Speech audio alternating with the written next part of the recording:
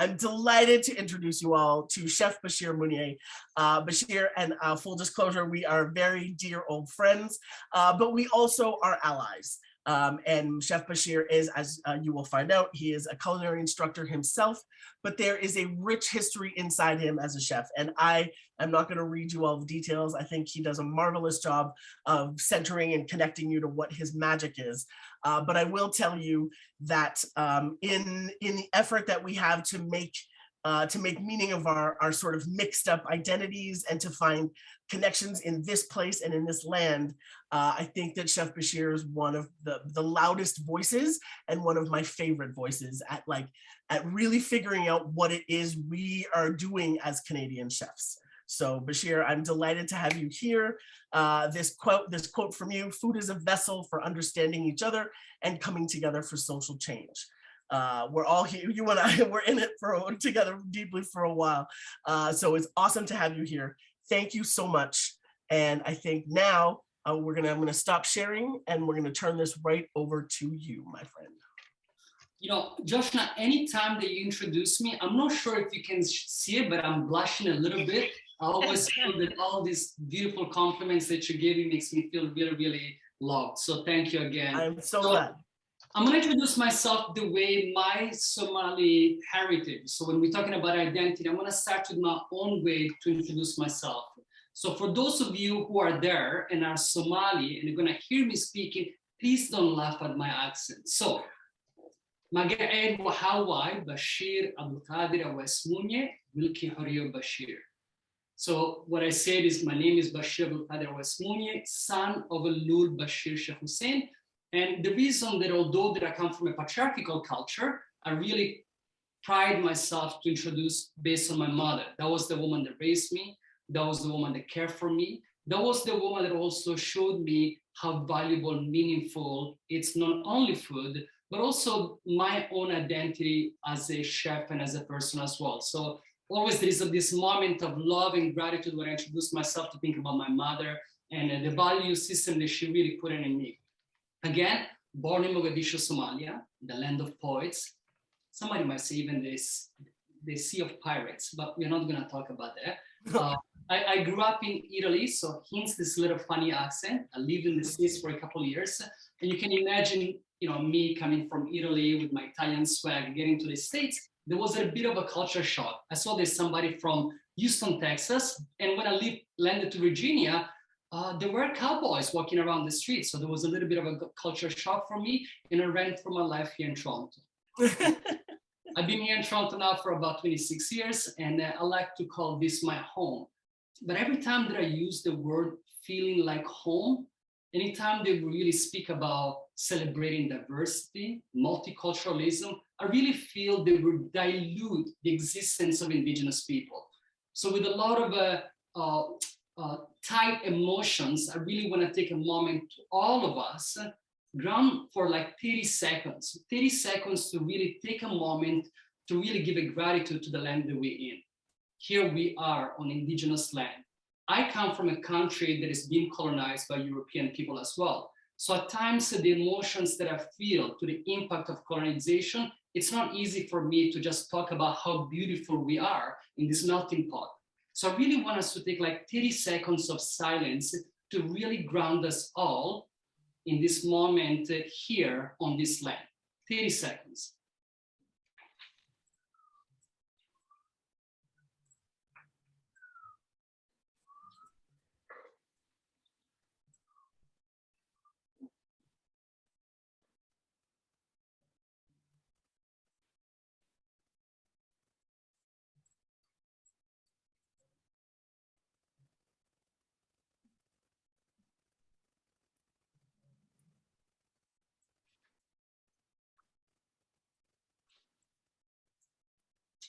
Thank you all for giving us the moment to really come together with a moment of reflection on our privileges on Indigenous land. As a chef, anytime that I'm thinking about food, I have to think about where am I accessing this food from?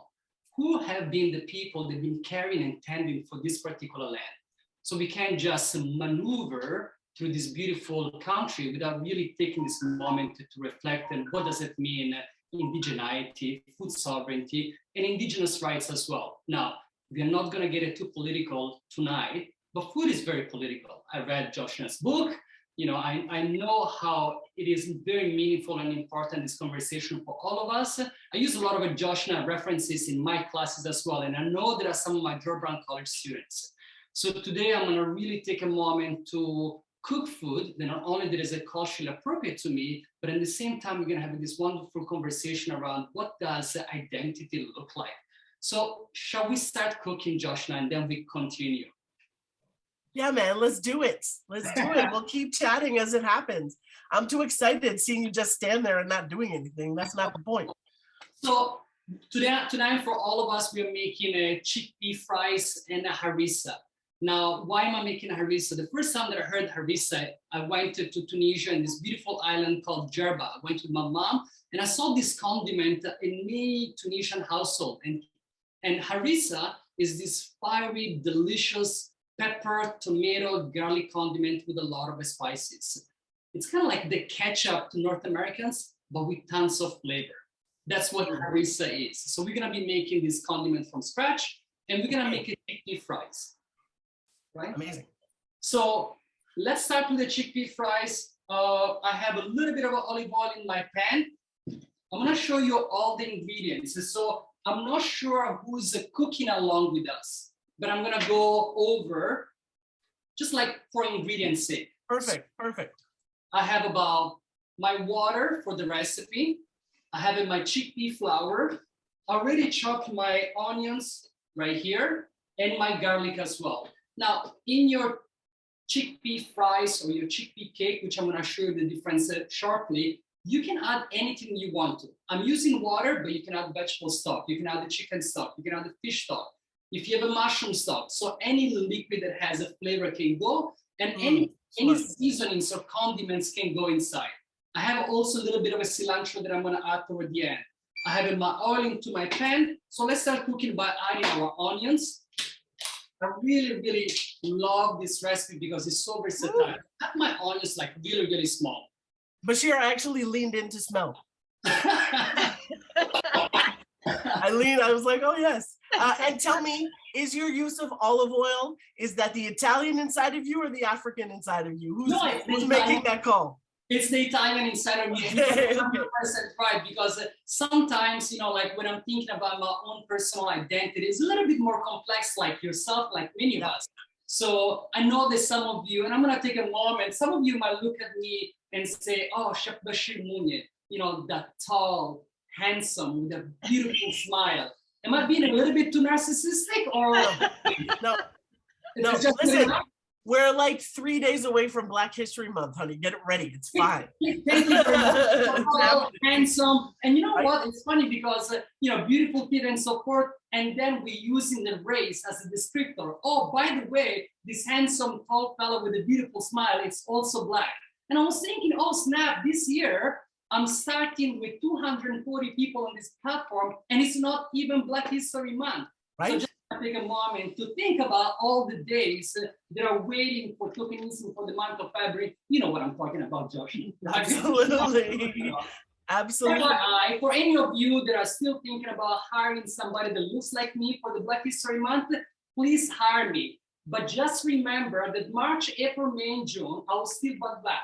So if you want to hire me then, consider to hire me then as well. It's not so urgent. He's Black. He's Black all year long. He's Black all year long. Anytime they want to talk about Black food, you know, I was thinking, I was like, should I make some food today that is more Black? And I was thinking, I don't need to cook food that is more Black to bring my own Black identity. I can technically cook any particular food while I still celebrate my own identity as well. And identity is complex. I'm Somali born, lived in Italy, moved to the States, and I've been here in Toronto for about 26 years.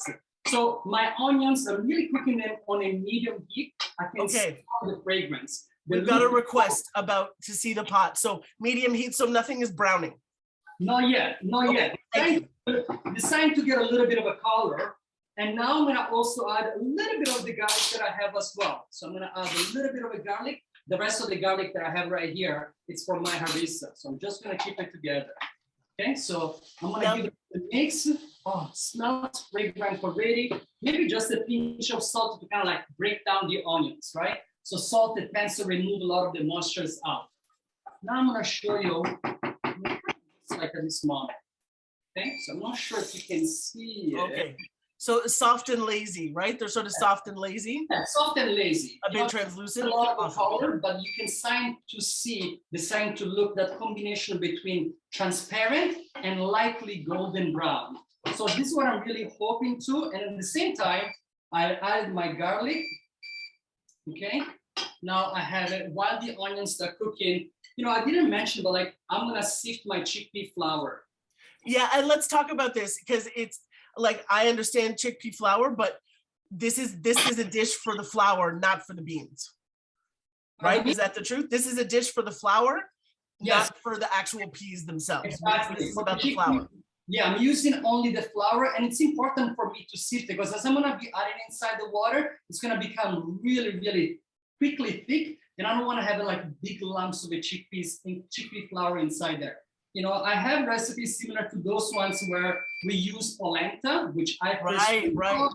I grew up eating it. In Somalia also we have it, it's called sor. So throughout a lot of the tropical countries, they're actually using corn as a beautiful starch. So here's my chickpea flour getting really nicely sifted. My onions are cooking at a very low heat right now as I'm doing this step. Okay, I can smell the fragrance. Bashir, I'm going to give you a bit from the chat here. We have one student saying, Chef Bashir is the top Black chef, in my opinion. Ooh, right? You know, I'll take that. I'll take that. You know, I wish that I was the top chef point, but I'll take the Black. I'll definitely take the Black. Absolutely. And we have somebody else here who says that she knows Harissa from working with Marcus Samuelson. Okay, so right? Exactly. Marcus Samuelson, when I started my journey as a chef in Toronto, I was always trying to find somebody that looks like me. Yeah. And I don't mean just a tall and handsome with a beautiful smile. I was looking for a chef that kind of looks like me and cooks food that also reflects my own identity. At the very beginning, I used to be a chef at a restaurant called Aquavit in New York City, and then one in Minneapolis. And then you convert and you find his own identity. And there are a lot of similarities between his own personal journey and my journey. You know, he was born in Ethiopia. That's right. By a Swedish family. So Swedish is his first language, learned and grew up eating Scandinavian food. And then he went back to Ethiopia. He found his own father, his own siblings, and he had this new love and affinity for everything that is Black. And that's been similarly to my own personal journey because I grew up in Italy without really my own sense of identity in food. And then when I went to the States and then in Canada, I really found myself. So those are some of the things that I really love about Marcus Samuelson's story. So I hope we can get you and him in the kitchen together at some point, friend. I would love to. Right? So anybody that knows him, just tell him. Right, Marcus, we'd love to have you. Exactly. If you're here with us on Communal Lunch, so what's up? So our onions, they got a little bit of a color, right? The garlic, it's also cooked as well. And now I'm gonna add my water. So just we have one note in the chat here. The chickpea flour was not sifted right into the pot. I think that was just for sort of space on the counter right now. You can sift it into another. There it is. So that's a separate dish. Amazing. Thanks. Sorry, Bashir. Keep going, please. Thank you. Thank you.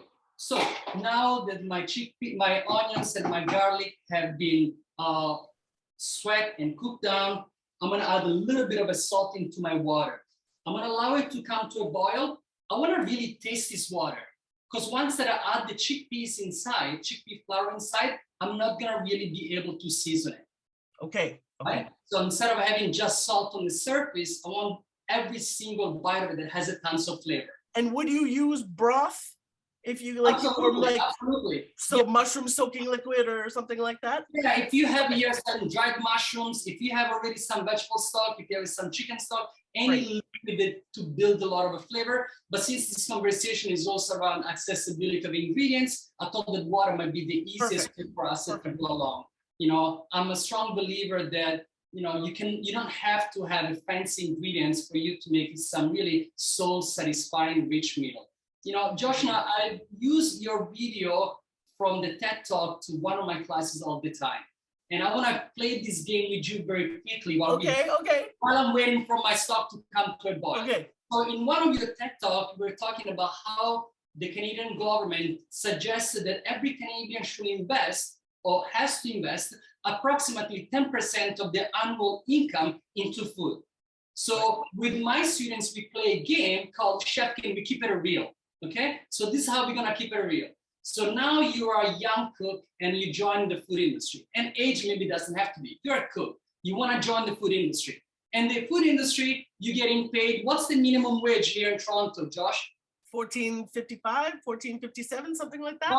Bump it up to $15 per hour. So it means now that every day when a cook works approximately 40 hours a week, they're making whatever, $500. And at the end of the month, they're making approximately $2,000 per month.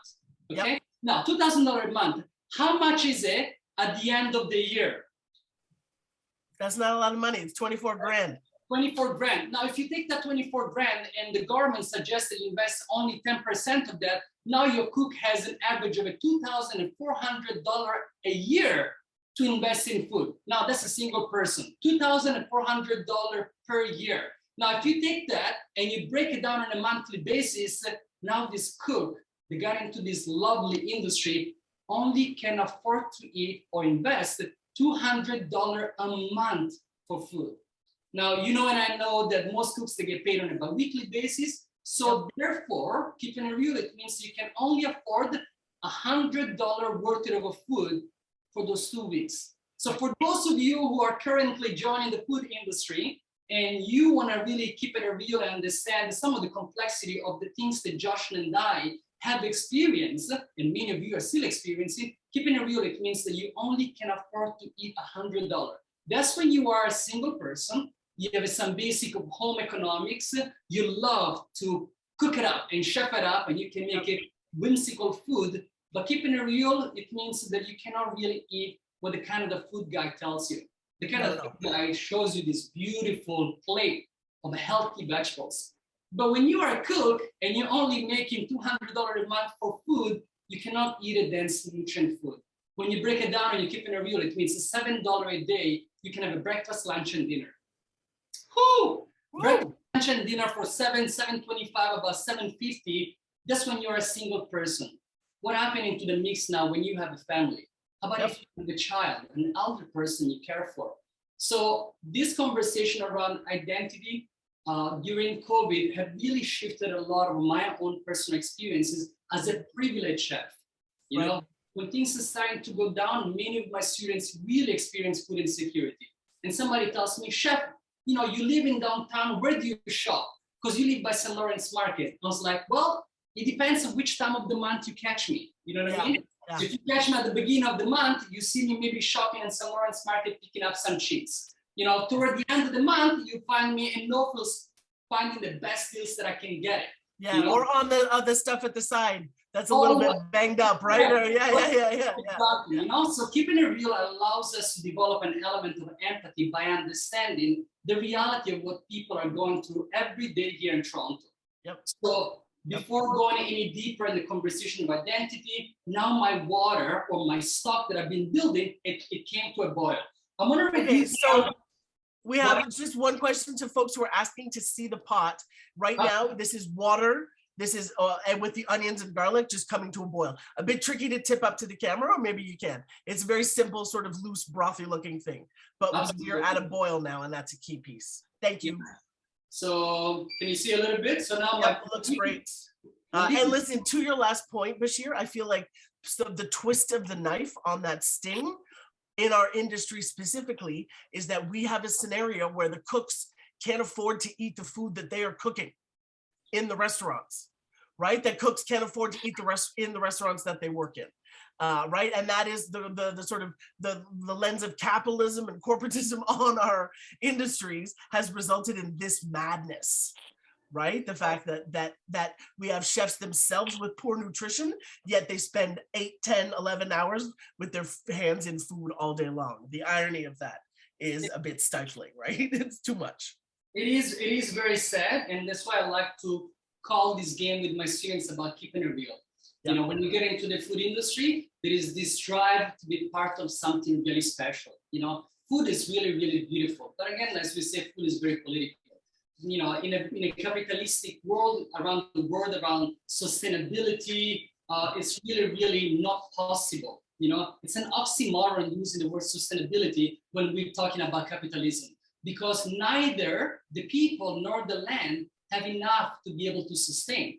You know, so I love the idea of sustainability, but when you live in below poverty line, and that's what many cooks are really experiencing, it's difficult to be able to talk those things. So instead of just developing a bunch of hypocrite cooks, we really allow them to empathize and think about what can we do as a community. So the exercise with my student is like doing the assignment on your own, under $100. But what about now you have like a small community of people, a micro community of 3 to 5 people. It's like, let's chip in our money together as a community and let's see how far our money goes. Now we can go to the market and get the lovely cheese the chef was talking about. That's right. That's right. That's right. I love it. So my flour has been already added inside.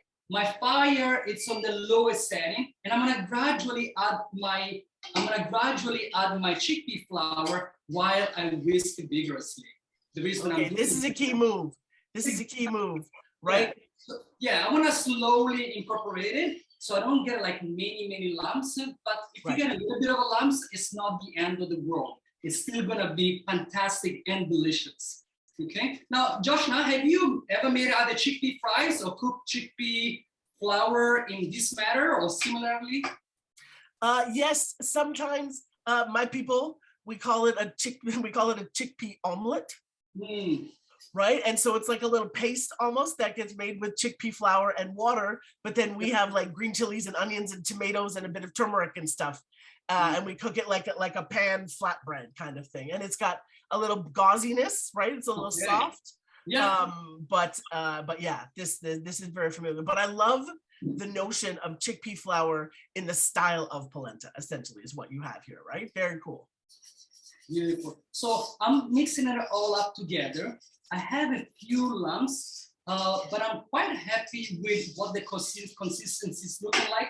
And the goal for me now is like allowing all the water to really evaporate. So my chickpea is starting to become a little bit drier and falling off from around the edges. Okay, so I'm gonna remove this one, start to work around with my plastic spatula and try to break down if you have like major lumps. Okay, I'm not overly concerned again. There we go. And it's pretty smooth. The polenta takes a bit more time to drink the liquid in, right? I think this looks like it happens a bit faster. This one is faster, and usually when I'm cooking polenta, like if you have a little bit of a medium coarse polenta, the ratio would be like 4 to 5. So 4 to 5 cups of a water or liquid to 1 cup of a cornmeal. That's how much dense it is. Right, okay. Right here, almost like 2 to 1, 3 to 1. There we go. So it's less, cool. It's definitely less. So I'm cooking on a low heat, okay? So in a scale from 1 to 10, I would say maybe 3. So I'm allowing. So no boil. Exactly, no boil. Very, very low heat. Now I'm cheating a little bit because I'm using a non-stick pot. But if you have a regular pot, you just have to be mindful that you don't want at the bottom to really scorch. That's the only. It's just about keeping it moving, really, on the. Moving. So this is what the consistency looks like. Gorgeous. Okay. It almost looks like choux pastry. No. Absolutely, kind of like a choux paste. Your V is coming there. Your V is almost there. Right? You need that V. That's how you know choux pastry is ready. Awesome. Okay, so now I'm gonna just allow it to keep on cooking for another few seconds, and then all you have to do is like literally transfer it into a tray, you know, and allow it to cool off. Now you can put it in a plate, in a tray, whatever vessel that you have, to just allow it to cool off. Do you want to line it with something, parchment or plastic wrap or something? No need for it. I like to add a little bit of oil in it. You know, a little bit of olive oil or any vegetable oil that you have, just to kind of minimize the amount of stickiness to it. So here you go. Just a little bit of oil into it. Okay, perfect. Yeah, I'm gonna move this out.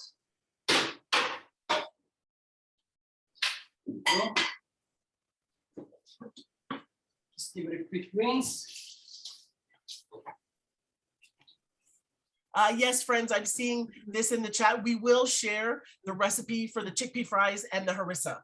The other ones will be a bit more freestyly, but you will, so you don't have to write this all down or memorize it all. We'll get these details out to all of you. Okay, so as you can see, it's falling off from my bottom. Okay, so now I'm gonna take my pot that I add my oil into it. I'm just gonna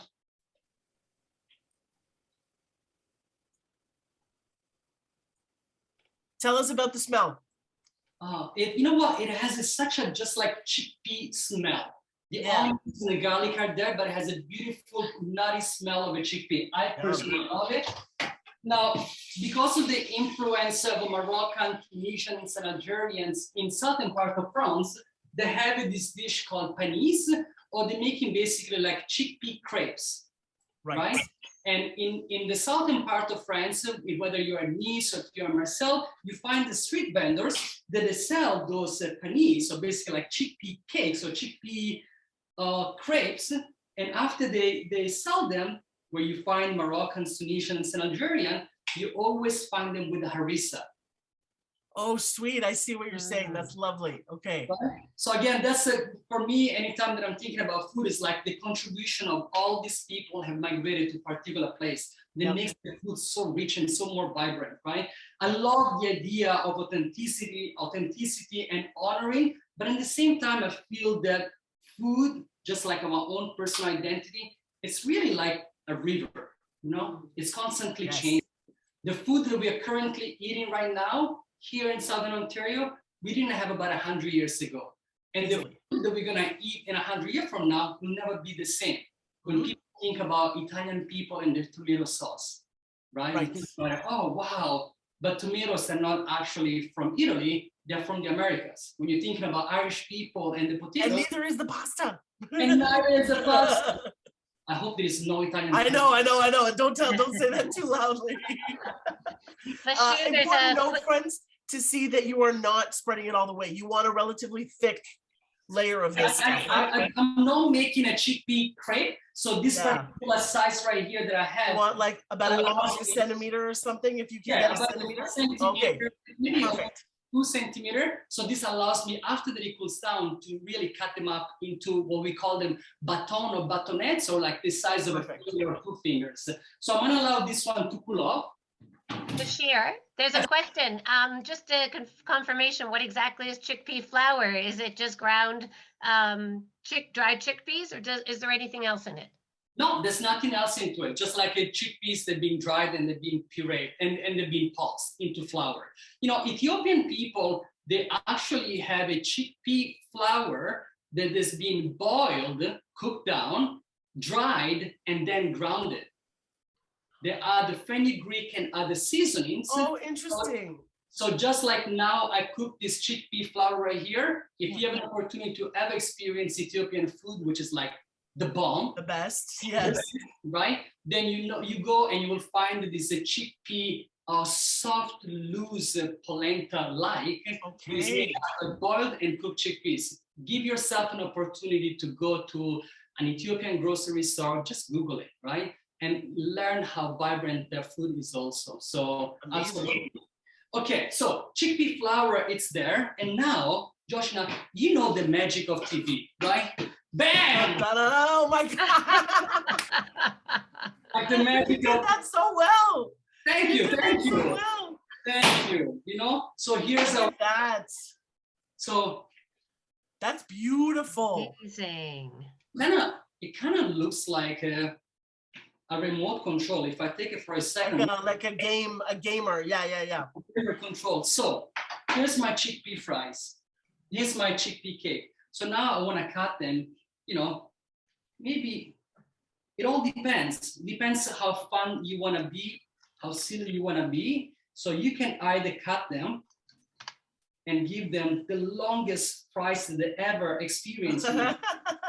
Right? So you can give them fries that are about this size right here, right? And why not, right? Nobody says that the fries that have to cut in the same way. Or otherwise, you can technically cut them the way many people might have some fries. I love the fact that there is really no right or wrong. So I feel that my little chubby fingers will be something like this. So this is for me, right? So those are my chickpea fries. Okay. Here. Bashir, give us a couple of words about the texture. We have someone said it kind of reminds them of Japanese cheesecake. I think it's a little bit looser, kind of like, yeah. Yeah, you see that texture right and there? And a bit denser A little bit denser, yeah, it's a little bit denser, but there's still a little bit of a jiggle. And it's not breaking. You got to jiggle, but it's not breaking, right? It's not breaking. And when we're gonna pan fry it, they're gonna be crispy outside, and then inside they're gonna be nice and soft. It's important that once you make your chickpea fries, allow them to cool off for room temperature. So then when you make them warm and crispy, the internal temperature of your chickpea fries will still be warm. So be like crispy and hot outside, but inside they're gonna be still really soft. If you keep them refrigerated and then pan fry them, then they're gonna become hot outside, but inside they're gonna be cold. And so still cold. Okay. One of the tips. And you could use a cutter to make funny shapes and maybe a slightly thinner, right? Absolutely. Hearts. Black History Month also happens to be the month holding Valentine's Day, my friend. It's not nothing, right? You know, Black folks are lovers. Anyway. That's right. I'm gonna. Bashir, somebody said something earlier, or something responded to something you just said. So you said that you don't think we'll be eating the same thing 100 years from now. Do you think it'll be more highly processed foods, or are you thinking more just fusion? That was from Janine. I think a combination of everything. And, you know, with the current population of going to 9 billion people by 2050, the alternative options that we have are going to be quite different. So at times we really have to think about like who's going to have access to the land. When we are talking about food sovereignty, we are not going to even address about indigenous food sovereignty, about food sovereignty. In order for us to think about food, we have to think about who's going to own the land, who's going to have the ability to grow, how much land do we have, and what kind of a food system that we can see. I am a strong believer that everyone should be eating organic food. But when we play that game about keeping it real, you know, and I know that most people are actually just looking to put some fuel in their body. So it's important for us to think about 100 years from now, maybe even 50 years from now, what are the options that we're going to be having? What are the things that we're going to be willing to fight as a community? Right. But most of all, who has the ability to? I think that's a really relevant question. So there are students in my class, or many people that I meet to their path, that are eating only organic because they have the ability. So as much as I advocate for that, I also think about the importance of locality, the importance of seasonality, supporting local farmers. But again, when I'm talking about supporting local farmers, I'm asking who are the migrant workers? What is the living conditions of those migrant workers? Because many of them, they look like me. They come from Honduras, they come from Guyana, they come from Jamaica, they come from Mexico. So as much as I love to support local farmers, I love to support local farmers that can have a verbal declaration of their intent toward migrant workers. Agreed. Agreed. And really, like, it became an issue during the pandemic because of border access and all, you know what I mean? And harvest, you know, we had a lot of harvest issues because these folks were, you know, had problems coming into the country. But I think it's important to note that there are ethical, kind ways to do this, right? We cannot just brush the notion of migrant labor completely off the edge of the table because there's an exploitative way to do that. We can do it kindly. It can be a path to citizenship if folks want it, right? If they're into it.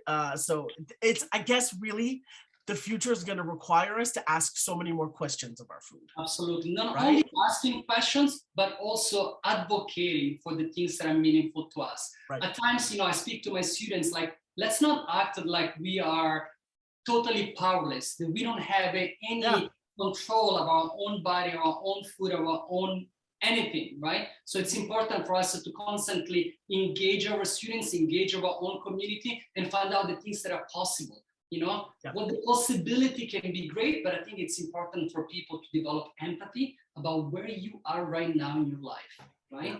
I think that's a gift that I've been giving myself during these past few months. I'm so glad to hear it. Absolutely. So I made some circle. When you cut into circles, there is a little bit of a trimming. but my chickpea fries, they're gonna look like that and they're still gonna be delicious. So Yes. there's not gonna be any waste at all. I'm gonna cut someone into rectangular pieces. Because right? they could be like little croutons or other fun things like that, Exactly. right? No, you got leftover, you can turn them into croutons. All you have to do is put them in the oven, 200 degrees, maybe for like 6 to 8 hours. So it Oh, takes, to toast them out. Oh, wow, so it takes, oh my God. Everybody, this is a game-changing tip that we just heard here. Write that down. I love that. That's amazing. Questions about how it freezes. How does this stuff freeze like this? you know, it freezes well, but you know, I'm a strong believer that if you make a small batch like this one, can stay refrigerated for like 3 to 4 days, but you can freeze it and keep it in your freezer for like, I don't know, a couple of weeks. I've never really experienced it that long because in our home, when I say chickpea fries, they don't last a day. Right. I just want to say that. You may not even get one to eat. Right. That's correct. So the only thing, forgive me, as I got caught up with a lot of excitement, I did not add cilantro into the mix, right? Okay. So I will add chopped cilantro, some fresh parsley, any herbs that you want to, we could have add them inside there. So I wasn't able to add them because I was like overly excited talking. We were chatting. It was happening. Right? So, but here's my cilantro, here's my parsley. Common practice for many of us cooks. So, you know, we have like a little vessel where I wrap all my herbs with paper towel, and then I keep them in water. I usually put them in my fridge covered so they can last me in the fridge for like a week totally fresh. So this allows you to maintain your herbs inside your fridge for a longer period of time. So my chickpea fries are made. I'm gonna take 5 seconds and clean up myself. Okay. Yeah, beautiful. And yes, I'll respond to a few bits in the chat. We do want the chickpea fries to be room temperature before they go in, so that there's a warm, soft inside and not a cold inside after it gets crisped up. Okay, so I'm gonna keep my chickpea fries off here for a second. Now, somebody asked me, you know, because I have a couple chefs here tonight, and they were like, yo, guy, family, you're not gonna just be making chickpea fries and harissa when you are a chef. You gotta give us more. And I'm like, oh my gosh, now you put me on the spot. I was like, okay. So I looked into my fridge and I said to myself, what's going bad inside your fridge? You know? So my lettuce is starting to look a little bit like, oh my gosh, yes. You had better days. My broccoli, they're okay, but they're starting to feel a little bit soft. A little soft. Oh, okay. My cucumbers, they're starting to have like, I don't know if you can see it, but like here's looks a little bit old. It gets a little dried up, yeah? Yeah. Oh, I made a little orange salad the other night, so I had like leftover oranges, and I had like these 4 mushrooms that were like delicious. So I'm gonna cook them too. So it's like, how can we use those chickpea fries as a dense and nutrient, high in protein side into something that's gonna be like really beautiful and vibrant. So while my grill is on, before starting to do any of the work, let's work on our harissa. Now, Joshna, the fact that you're an African, the fact that you also have like, you're Indian as well, you know, and I know, there's no one in our community they're gonna take just like spices and toss them up. You know, and I know that anytime that we have spices, we have to toast them. Now, in the recipes that I have, it calls it for grounded, but you know that I can't just like give people like grounded spices. So I have my combination of a cumin, coriander, and caraway seeds right here. Okay. And it's right there. I'm gonna put it maybe like at 200 degrees. Okay. Now, when seeds have been harvested, between the time they've been harvested and the time that you consume, it might have been a year. They might have been in a shelf for 2 years. So you never really know the vibrancy of these particular herbs or these particular spices. So toasting them, it really allows the natural oils to come up. Beautiful. So for me, I always take all my spices, even when it comes about nuts, whether it's peanuts or pine nuts or walnuts or anything, I really like to put them on a frying pan on a medium-low heat and allow them to toast, you know, low and slow. Okay, my grill here is getting nice and hot. I'm gonna give it a little wet right here. And listen, while I have you here, can you make an argument for why this is a process worth doing every time you cook and not just doing a whole bunch every, once a year and having the powder in the cupboard? Tell me, tell the people why they should do this work. I'm a freak. That's the true reason of everything is because I'm a freak. And for me, the pleasure that I get from the sense of a smell after toasting them, you're gonna see when I'm toasting them and I'm gonna grind them vigorously, you're gonna see smoke that is coming out. And I put my nose into it and I get the lovely intoxication. So I'm technically a freak. But the truth of the matter is that once you go toasted seeds, you will never go back. I agree. Like there is such a pleasure. Sometimes we're just caught up with like doing things fast.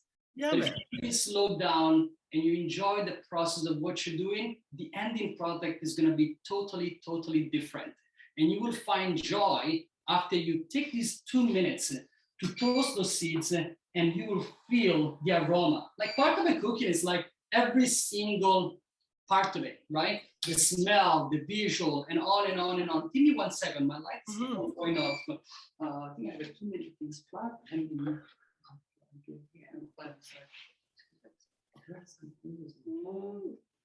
I like Chef Bashir, I come from a very spice-friendly tradition.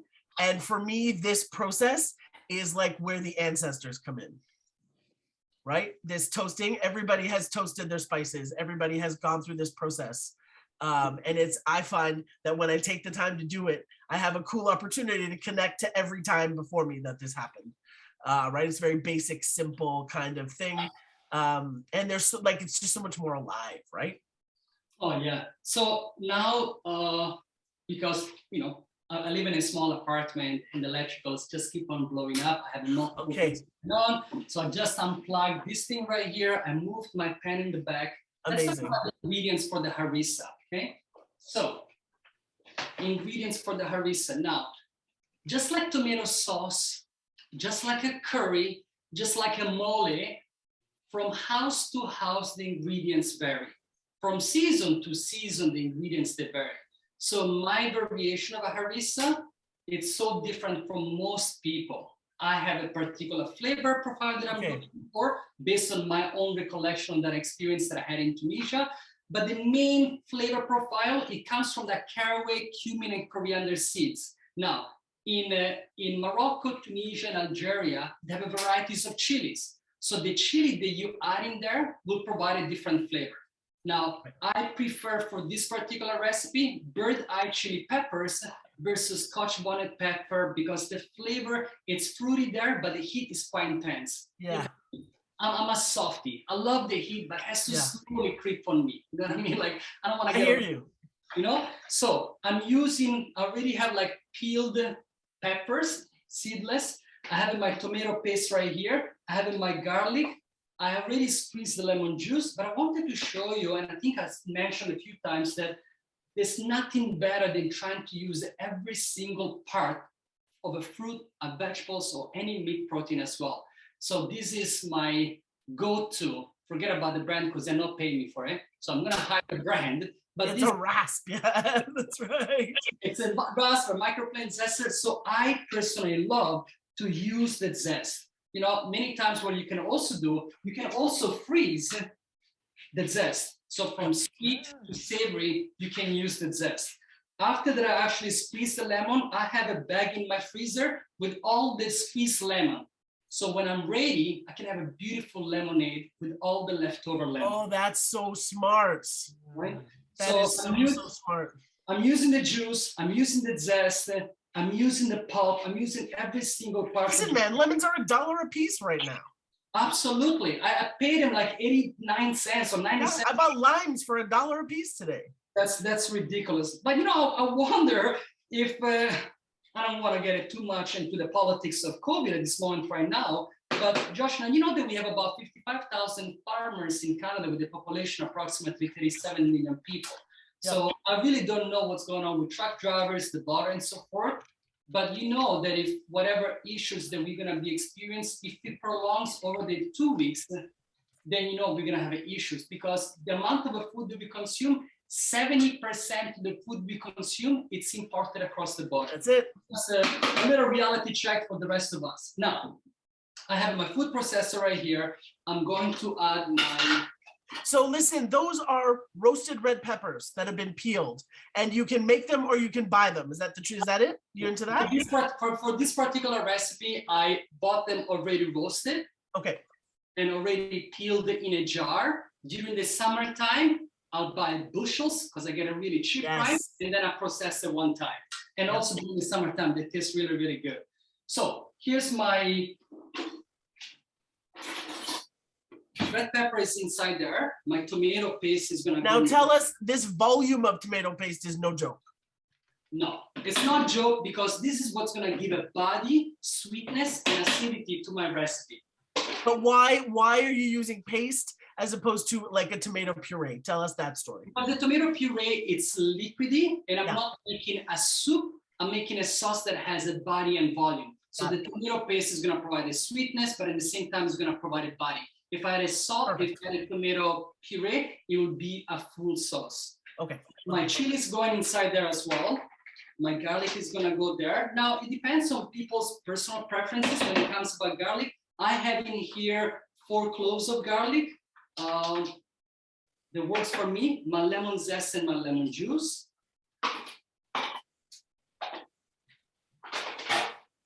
A good chef pinch salt. That's it. And then we're gonna taste it again. Let's move the rest of those things. And is there chilies in there already, Bashir? I'm sorry? Is there chilies in there already? I put the chilies right there, the garlic, the lemon. Okay, chilies are in. Okay, got it. Yeah, and now the only thing that we are missing, oh man, it's my seeds. So I have my little mortar right here. Oh my gosh, I can't even Just a little one. What a show. Yeah, I love my mortar from, en français, this is called the a pistu, right? In Italian, this would be called the a pesto. So this is the motion that many cultures around the world have. It's called a mortar and a pesto. So when you hear in Italian call it pesto, or you hear en français le pistu, this is what is it, this motion right here. You find the cultures like in Mexico that they have a mortar and a pesto, but actually wouldn't be inside this type of a bowl. It would be sitting on a flat ramekin. Right. You would be grinding your seeds and your chilies in the same one. So now I could have also made in there, but as a cook, I'm a bit lazy. Now I can hear talking about all the senses. I don't know if you can see the smoke. No, maybe you cannot see. Yeah, you can see it. I can see it a little bit. I love it. I love it. I can see the smoke and I can hear the coriander speaking to me by telling me I'm there, I'm ready. It's time to be like, pop, pop. So now that I can hear it and smell and the coriander have spoken to me,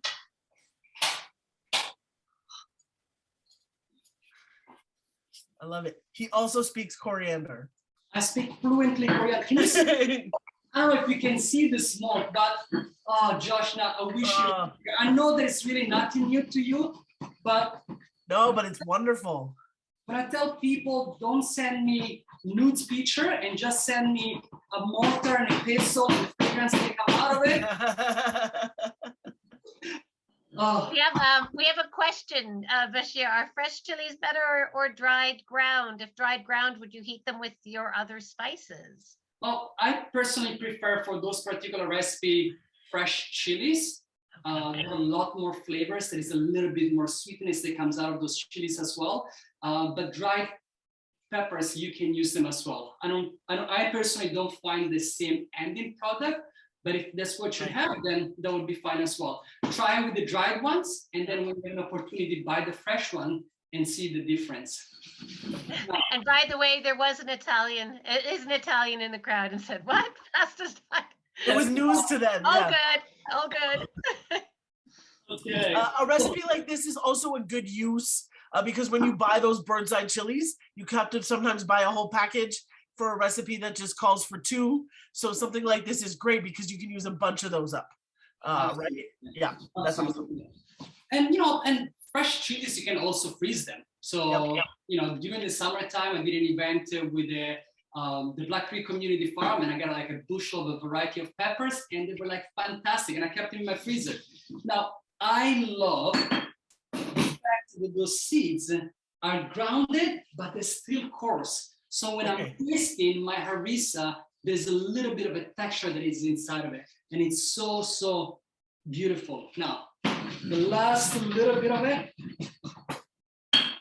I'm gonna add inside my. Come on, one of those holders holds the pestle like that, Bashir, in the cutting board. I have been jealous of that cutting board. One day, if it's missing, you're gonna know exactly where to go to come find it, right? Right to my house, exactly. Okay, so I'm gonna put a lid on top of this thing. Let me see, like this, like this. Bashir, I'm very curious. When you said your cilantro, your fresh herbs are in that container with a bit of water at the bottom, you said covered. So do you just put a plastic bag loosely over that? I'm sorry, I didn't hear the question. The cilantro, the fresh herbs, you keep them in a container with a bit of the water and a paper towel. Yeah. And then you said covered, so you put also a bag over it in the fridge? Yeah, Okay. and I do that because at times I have a variety of ingredients inside the fridge and have like a different smell, and I want to maintain the herbs with their own personal vibrancy. All right, so just a loose bag over it.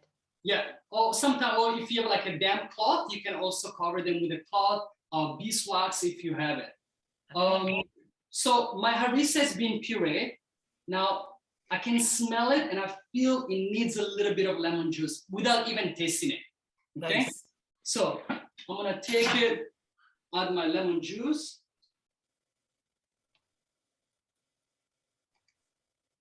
And make sure we don't add any seeds. They tend to be bitter. Would you ever use anything other than citrus for the acid? Not for the harissa. Okay. For the harissa, I really love the fact that it's a lemon juice. Yes. You know, in a lot of Mediterranean places, they have like some of the most beautiful lemons, you know. And listen, they all have lemon trees in their backyards and stuff, right? That's the thing. For God's sake, it's just ridiculous. Yeah. And they have such an abundance of it, and I love how they preserve them as well with salt. They preserve them with the different dehydrated as well. So I really love the variety of items the variety of things that you can do with that. Okay, so harissa has been given that. Now we're gonna give it one more mix.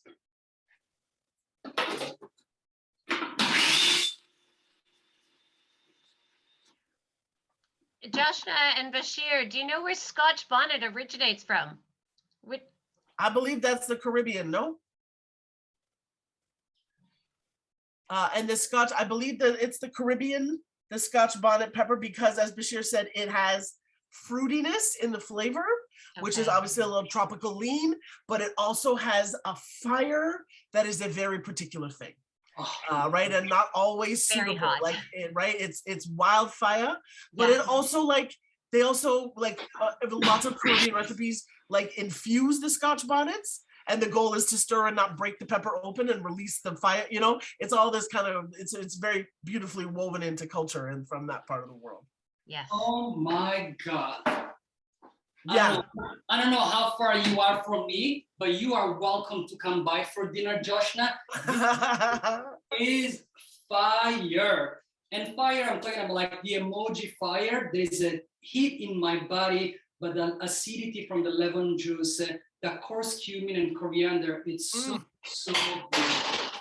Okay, so here's my harissa. We're gonna put it right here. Okay. Can you just give us a little spoon to show us the consistency of it after you've pureed it? Just say, ah. Yeah, I know, right? Okay, so it's a nice, lovely puree. Beautiful. Okay. Amazing. So, ketchup, but with flavor. Like, maybe I shouldn't even use this. I'm thinking about like a stinky grilled cheese sandwich too. Oh. Right? To smear that on the inside of the bread with the cheese. Ooh. Oh. Yum. So, chickpea fries. Switch a little bit of the oil. So I'm going to show you a couple of those chickpea fries. Right. The heat is up. Oh, so you're cooking them for those who can't see, you're cooking them just on a skillet, essentially, right? On a griddle. A griddle is probably a better word. Right now. There you go. All right, thank you. Ah. Thank you. So here's So my. would you ever deep fry? Oh, you can. Yes, absolutely. You can. Okay. Deep fry, you know. Oh, someone asked about an air fryer. Right. Yeah. Let's. Yeah? And the air fryer probably do a pretty good job there, huh? Absolutely. Okay. So here's That my. was earlier. Now, earlier we were talking about like ingredients that I have kicking around, right? So I'm gonna show you how the simple, humble chickpea fries can also be used as a side for a main course as well.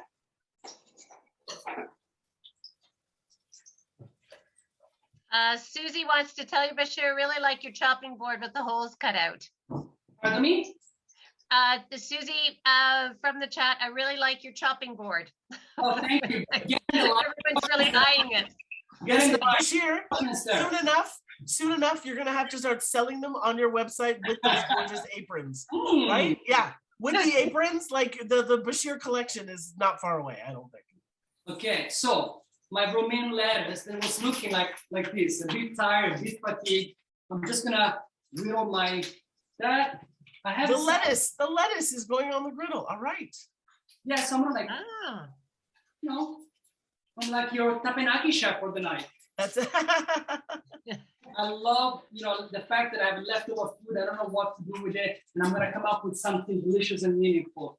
I have also, as any chef will say to you, we have like always some little tools that makes our job really fun and exciting and engaging. I have like my mandolin, okay, and I'm going to slice my cucumber because I told you they look kind of like really tired and fatigued.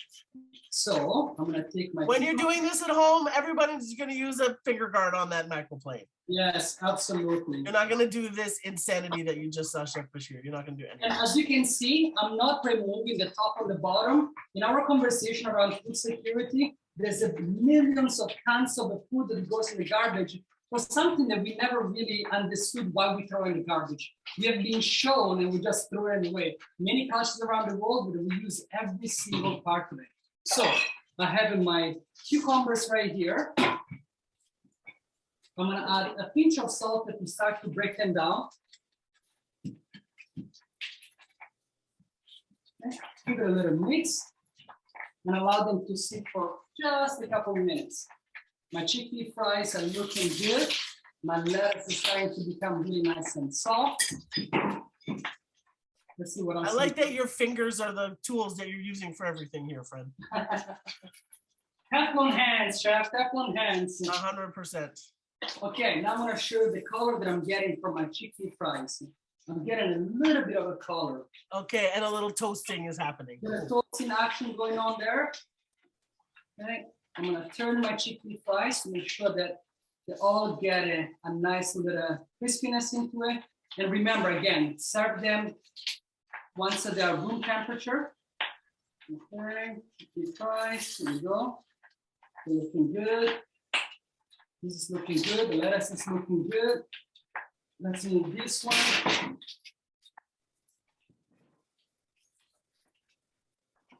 Question for you, Bashir. Do these tend to stick to the pan? Should they be flipped a lot? Do they stick to the pan?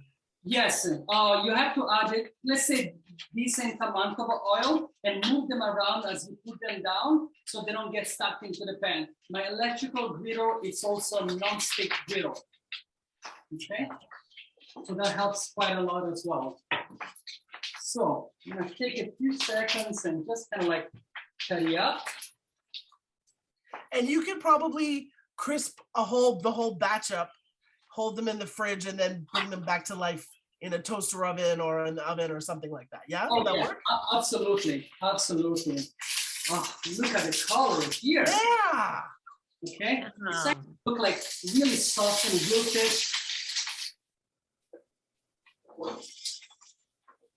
Just allow it to cook up on the other side. My chickpea cake is looking good. Okay, my fries are looking great. Whew. Let's give it a little wipe here into this plate. Here's my dollop of a harissa. Oh. Bashir, someone just said today's class is encouraging them to enroll in culinary arts. Please do so. Durban College, hopefully you're gonna give me a little bit of extra money now. Yeah, George Brown College, that's it. Okay, here's my little chickpea fries here. It's so funny when you are chefs like us with no restaurants and we do these sorts of things and people are like, where can I come and eat your food? Right? When I was at the stop, I'd be like, lunch on Wednesday and Thursday, Republic, right? And for you, it's like, you got to take his class. That's how you can eat that food. Yes. Oh. Okay, so Yes. there's the chickpea fries and the harissa. So you can see now they have like a little bit of a body, there is some texture. Maybe we can sprinkle just a little bit of a salt as well. Okay, I have a friend right here that's gonna try it as well. Fantastic. Okay, Someone wants to know if they should be toasted or soft when they're cooked. What will the texture be now that you've? The outside are crispy and firm. The inside are soft. Got it. Okay, so now we're gonna plate the other one. I have in my chickpea cake right here. Okay, I have in my beautiful warm lettuce. I just love. And tell us about the flavor of romaine lettuce when you warm it up. What is that? Yeah. What is it like? It kind of tastes like, I don't know if you had a bok choy. Yeah, sure. Okay. It kind of tastes like bok choy. So a pinch of a salt there too. Woo! You know, I had it, you know, I know some of you might say, what about this guy? I had a piece of a smoked haddock, not a lot, that I poached it. And now I have like, let me take it out. Ooh, it smells so, so good. Okay, so here's my haddock right there. My harissa. Oh my God. Ooh, come on. Now, I'm not gonna give anybody the address, but Josh, now you can definitely come by. Okay? Look at So, that. our braised tired lettuce, right? And now you need like the harissa to kind of wake up the whole dish, right? So you have like soft lettuce, you have a crispy chickpea cake, you have like this flaky fish. Like the fish is like totally like flaking off. I don't know if you can see how it can flake off, and it has a smoked flavor. And now with the harissa right here, my friend is taking some pictures as well. Okay, Yes. beautiful. So we got that one. Bashir, tell us quickly what's in that pot. What was your poaching liquid about there? I had some thyme, some bay leaves, a little bit of a milk, just to poach my smoked fish. And why would you choose milk for poaching smoked fish? It really gives it removes some of the smokiness out of it, and at the same time, it is smoked and salt as well. So I washed it, and the milk removed the excess amount of the salt as well. Oh, that's it. Okay. That's a really helpful tip. So my chickpea cake, this one right here, is looking good as well. I'm gonna take some of my cucumbers. I'm gonna leave some in that place. Okay, so let's have some fun as well. You know, part of cooking, you know, you use every single sense. You know, the students that we have, they're going to a culinary art school. So part of the journey, it's not only to cook as a functional person. You know, we love to be able to make food that is beautiful, you know, to see, you know, that has a lot of a flavor. So the plain aspect of it, I really love it. I'm not the best person in plating. I'm just the guy that loves to eat. But every now and then I put a little bit of an effort, and some things that come really good as well. So I'm just like folding my cucumbers that I have sliced. So you can fold them in different ways, right? So little rosettes. And you said that you salted them lightly, and that was just to pull some of the water out? Exactly. Just take some of the water out. There we go. We got some of those. Oh my God, someone just asked if you have Uber Eats, Bashir. That is what we need to do. Let's think about this. Cooking demo, right? And then we've got somebody else in the kitchen somewhere else. And after the demo, you can just order yourself up 2 portions, 4 portions. I think there's something there. There's something there. Let's think about that. We got something there. I think we got something there. Now, you can add now in this plate right here, I have some of the oranges, right? Oh, gorgeous. Nice. Okay. Okay. Come on. Look at that plating. Now, I'm expecting to see some tweezers in a second. no. I'm bougie, but not that bougie. Just enough pretentious, but not over the top. So I have that one, the oranges. The oranges already have a little bit of acidity on their own. I love olive oil. Okay. Now I can actually take some of those king oyster mushrooms that I had and use the king oyster mushrooms. I can take just like a dollop of harissa, just to kind of like off here. Right, so we can have like a, during like a beautiful hot summer day, you can have like a cake high in protein, little cucumbers, some oranges as well. If you have some cheese, you can add some cheese, but really the world is your oyster. So you can do anything that you want to, just with these simple, humble, inexpensive ingredients. Food doesn't have to be expensive. Food can be wholesome, can be like good in nutritional value, but at the same time, food is supposed to make you feel like good. I feel the fact that we are not together to be able to join this communal lunch, but I have people that love me around that I can share. Yes. So I'm not going to be alone this evening eating all this food that I cooked. But I want to leave you with a small analogy because I know we still have a few more minutes. We do. Please, we have time. And friends who are watching, please hit us with questions or thoughts or ideas. We do have a few minutes, but please go ahead, Chef. So I'm going to share this analogy that my friend Chef Luis Valenzuela shared, but I'm going to change it to my own cultural identity as well. There is a nomad, the type of the cooking that I'm making tonight, it's called the nomadic cooking. It is based on my own heritage as a nomad. My community are pastoral by culture. We don't come from an agrarian history. Our landscape was designed primarily to take our camels, which we consume more camel meat per capita than any other countries in the world. We have goats and sheep, and we take them through this long journey. And as we gone through this journey, there was one day this elder, we call them ader, right? Like uncle. And there is this elder person that is like digging, and this young man comes around and say, "Hey, ader, what are you doing?" And the elder say, I'm seeding some dates on the soil right now. And the young man looked at him and kind of like laughed, and it's like, uncle, do you know that dates will take about 80 to 90 years before they bear fruits? By the time that this tree is growing, they're not going to be around the block anymore. Right? So the elder looked at him and said, during when I was younger and I was going through the desert as well, I had found those trees. So it means that somebody else, without a purpose, have put those seeds for me to be able to savor the sweetness out of it. The goal is not for me to do something now to reap the benefits.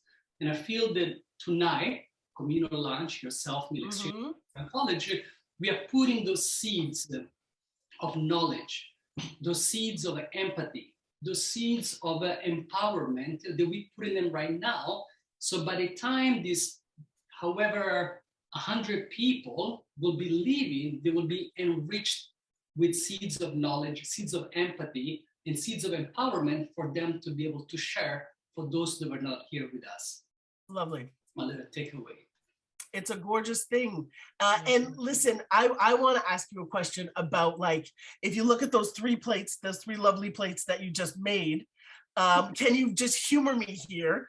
And like, let's go through them and see like where the African is, where's the Italian, like, where, to see how they come together. Because what I think, what I suspect, and when this echoes in my own life, is that all those ingredients are there. You can point at the African harissa, your delicate touch with the olive oil, that sort of thing. But it's the fact that it all comes together on one plate that makes it Canadian. No? Yeah, the whole thing for me about the nomadic cooking, it's the ability to go in a place that I haven't been, like the nomads, reach a particular journey, adapt to whatever it's around to make something that makes you feel at home. And you're 100% right. When you break down and dissect every single dish, you can see myself in every single one of them. Somali people, we have the influence of the Indian community. So for thousands of years, Somalis and Indians have been actually traded. Actually, I got my uncle totally looks like Sri Lankan. So the harissa again is the Tunisian condiment. But in these things right here, you can see also the locality. So you can find peppers and garlics and chilies here. You know, even the chickpeas are commonly grown here in the eastern part of Canada as well. So that's a new fact that a lot of people might not know. And to me, it's so important to find the intersectionality between locality and diversity as well. You know, this is again like my take on my, you know, Italian or Mediterranean culture. Right. I see it. Yeah. And the cucumber, but again, like the Southern Provençal, we have the panisse with the harissa as well. And this is my little leftover, you know, again, about my own identity, about like minimizing the amount of food waste, finding things inside that are my fridge, and think about what can I do, not only to make a flavorful dinner, but to still be able to see myself within the plate. And I think for my own personal journey, perhaps yours as well, throughout the journey as a chef, many times I didn't see my plate because I was cooking from a very Eurocentric space. So now to be able to reappropriate my own cultural identity and making food that I can say, oh snap, I'm here, you know, and I'm here to stay as well. So that's me within those plates. But I feel sometimes that identity is above and beyond the places that we've been or the places that we are from. You know, my identity, it's a whole identity. You know, a lot of people might not know, but I love music. You know, so when I'm composing a play, at times like I cook with friends of mine like jazz. You know, that's part of a composing a play. You know, like a jazz musician, there is a person that is leading, you know, tempo, somebody else follows, and then you come up with rhythm and soulful music. So that's the thing about me in a nutshell. I love it. It's gorgeous. We have lots of enthusiasm in the chat about how delicious that looks and how I think sad everybody is that they don't get a mouthful of this. I love it so much. I like the fact that okay, look, as chefs, part of the curriculum and part of what we are taught, if we don't have European roots, is to separate that, right? And I remember the wildness of being marked on how much I kept myself out of the plate. You know what I mean? Like the way they would go, like I'm thinking about this stupid like chicken with aspic and all this, you know what I mean? And all this nonsense that they have us do. And it's sort of sterile, right? Yet the one day, it was one 3-hour lab devoted to stir fries and curries. Right? One day, 5,000 years of culinary tradition. But I took my own masala to make the lamb curry because I couldn't possibly use what was there, right? And it was like the first time when I cooked it and I smelled that in the pan, you know, the spices with the onions and garlic like you just did. I had that same thought and I was like, okay, this is where I am here in this kitchen. Right? Because it definitely wasn't in the piped rosettes on the countertop that we were doing earlier, right? I think that if you and I are going to offer our students something, it is this visibility and the recognition, because seeing you out there do this is hugely important. I know it is for everybody watching it, for other young Black chefs who want to try and find their way somewhere and not just have to make mother sauces, right? There's another way to do this. We're getting lots of enthusiasm about how food is identity. We get one question before we go. I'm going to ask you this. Do you think, this is not a quick question, however, do you think that the food service industry is going to emerge as a viable option for sustainable careers for people? Man. What's your hunch on that? You know, there will always be a sector for people in the food industry, but I feel that these past couple of years, as challenging they've been because of COVID, there's been a lot of very interesting conversation. The remaking of the women's movement through the Me Too. And I say the remaking because women have been speaking and advocating for hundreds of years about rights for women. So it's nothing new that it came, this conversation around the Me Too movement. There's been a lot of conversations around like Black Lives Matter. although Black people for hundreds of years through enslavement, through colonization, we've been fighting, speaking in order for us to have our own sovereignty, not only around our own land, but also around our body as well. Right. So a lot of the people for the past couple of years, they've been really deeply immersed in this conversation of learning. I feel that a lot of people also now learn what is an equitable food system. So equitable food system, it means that there is a safe place for people, whether it is through race, class, or gender, for them to be able to be participatory in a way that is really meaningful to engage. But then the reality is that if there is an inflation that continues going on, if there are environmental issues that continue on, whether there is a drought, whether there is a fire, those conversations are here. So who are the people who will be joining the food industry on a minimum wage? Because those conversations are there now. So when I'm speaking to my students in class, I'm really trying to make them understand the complexity and the role in engaging, maintaining, and participating in a very capitalistic system. So yes, there is room for people to participate, but now there is this new learning, and it is very applicable. A lot of the cooks nowadays, they say, chef, unless they're gonna pay me $20 per hour after listening to you, I'm not gonna be going to cooking. And I'm thinking, oh my gosh, what have I done? This is not the intention. Yeah, this wasn't the plan. I wasn't trying to not tell you to go. I want you to go with the critical thinking, and for you to have the right to be able to say, hey, chef, let me give you some example on how you can really afford to pay me $22 per hour. Because there have been plenty of restaurants in here in North America that actually showed that there is the possibility for a cook to get paid $22 per hour. So if those are the conversations that are out there, I think it is important for us to push. So yes, there is a space that is viable for cooks to be part of it, but I think it's our responsibility not to just send them to the slaughterhouse. Right. I love that. Thank you for that. Oh, somebody adorable. Georgie, amazing. This is from the George Brown College Sustainability Squad. Shout out to Georgie. She has a question from her mom who was tuning in. Does Chef Bashir have any suggestions for using petit metzi or vincotto in savory dishes? Well, you know, the funny thing about the vincotto is one of those things that they add them for a lot of like a cannoli, they add them. And I had a lot of a beautiful savory cannoli, right? So I think that would be a way to be able to me, the whole thing is about, think about what is meant to be and what it could be. That's my whole thing about food, you know, and being able not to feel so rigid. You know, so like a bit of vincotto in the ricotta or whatever the cheese mixture is inside a cannoli. Absolutely. Is that the idea? Although it is actually also made in the dough. In the crispy outside. Okay, beautiful. Right? So that would be a way to be able to use it. Oh my God, Georgie, you and your mom should make vincotto cannoli. I love that. I love everything about that idea. Yeah, amazing, amazing. Jennifer, I know questions could continue, and we'll give you ways to connect with Chef Bashir because he has a very exciting Instagram page. Should we round things up though, Jennifer? What do you think? Yeah, do you want to share the sure, slides? I will share. Them about okay, so listen, Bashir will come back to your gorgeous face, but we're just going to share screen for a minute to do a few more slides, just to send everybody off. Oh, that's so funny.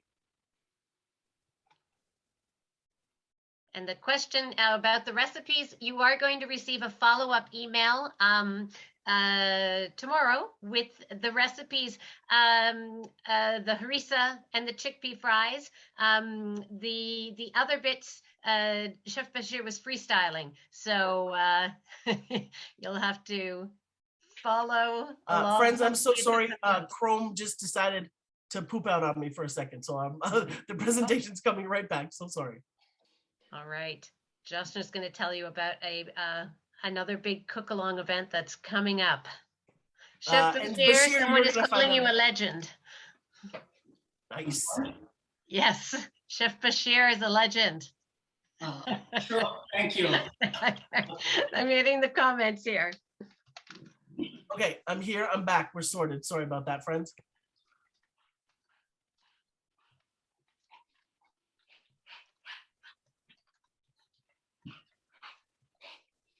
Okay, we are back. Here we go.